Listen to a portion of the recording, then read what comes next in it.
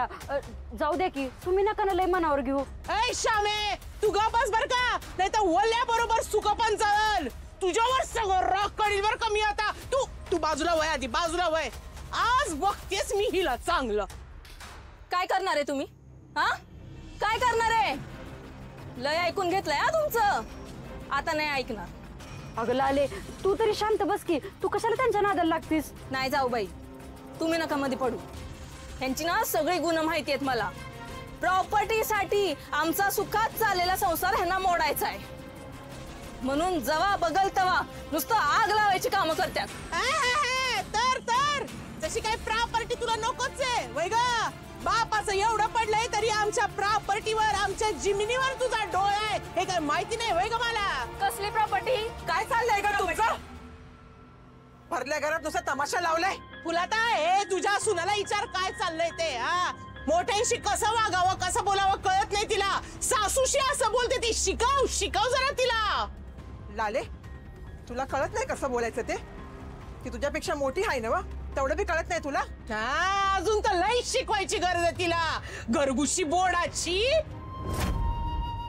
हो घरगुशी नाही बोलायचं, घरगुशी नाही बोलायचं. घरात घुसून नाही आले, लग्न करून मानाने आले. परत असलं काय बोलाल ना तर मी विसरून जाईन तुम्ही वयानं मोठे आहेत ते. आणि राहिला प्रश्न नात्याचा, तर मी तुम्हाला माझी सासू मानत नाही आणि मी तुमची सून नाही. त्यामुळं माझ्याशी बोलताना इथून पुढे 100दा विचार करून बोलायचं. लाले बघितलं का कशी आरडाओरडा करून बोलती. सासूशी बोलतीये. हा काय शिक्षण नाही काय नाही. भरपूर शिकवायची गरज आहे तिला. रंजे शांत बसवायचं. हे बोलते तिच्याशी. काय बोलणार ते तुझंही काय मला माहिती नाही का काय? देवा माझ्या गोपाळवरचं संकट एवढं दूर केलंस बाबा. माझी काळजीच मिटवलीस. कसलं संकट आलं होतं भाऊजींवर? अगं ती माधुरी. ती माधुरी संकट आहे होय? अगं ती नाही ग, पण तिच्यामुळे आपल्या घरावर संकट आलं असतं. ती घरी परत आली नसती आणि तिच्या जीवाचं काही बरं वाईट केलं असतं तर समद्याने येणार कारण माझ्या गोपाळवर ती खापर फोडलं असतं बघ. पण आता ती सुखरूप घरी आली आहे की नाही, माझी काळजीच मिटली बघा. काम करते की गप्पा मारते?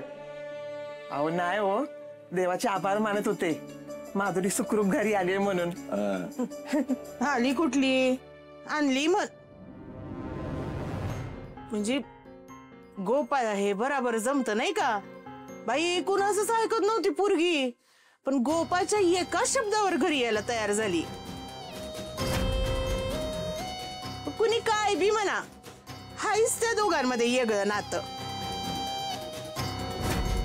कुणाला जुमाने ना पोरगी, पण गोपाळनं प्रेमानं समजवलं आणि एका पावर यायला तयार झाली.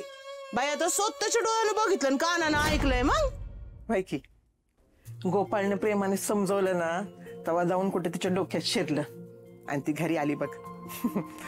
तसं माझा गोपाळ निर्मळ मनाचाच आहे, म्हणून तर समधी माणसं त्याच्यावर लगेचच विश्वास ठेवतात.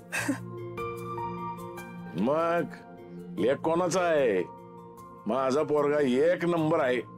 त्याला बरोबर जमते माणसाच्या काळजात कसा हात घालायचा, लोकांनी कसं मनवायचं. कुणी काय बी म्हणा, पण त्याचं बोलणं म्हणजे जादू आहे जादू.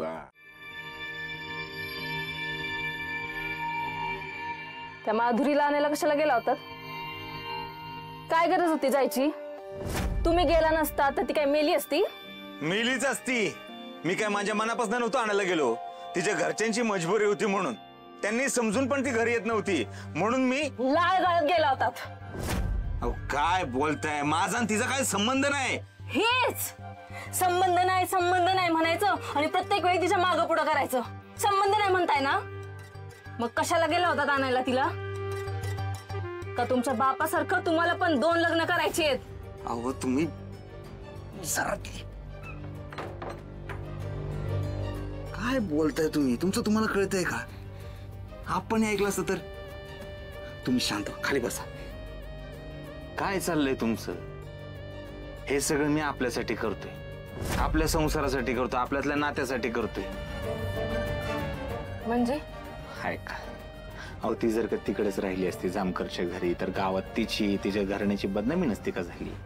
हा मग तिला सांगून स्थळ आलं असतं का? नसतं आलं. ती बिन लग्नाची राहिली असती.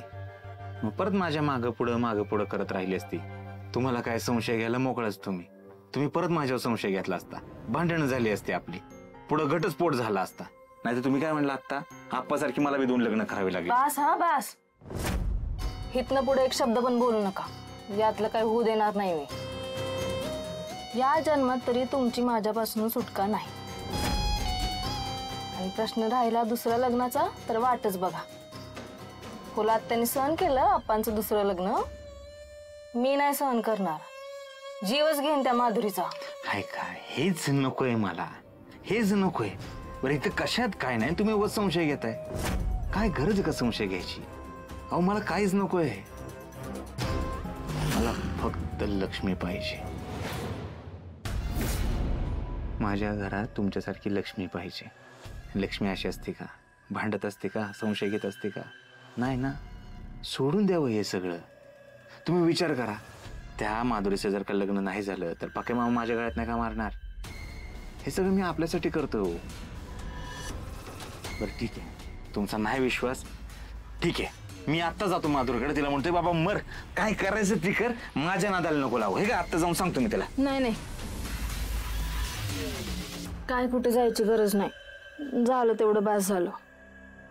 इथनं पुढं त्या माधुरीच्या आसपास फिरकायचं नाही, तिच्यापासून लांब राहायचं, आधीच सांगते. आत्तापासूनच लांब राहतो.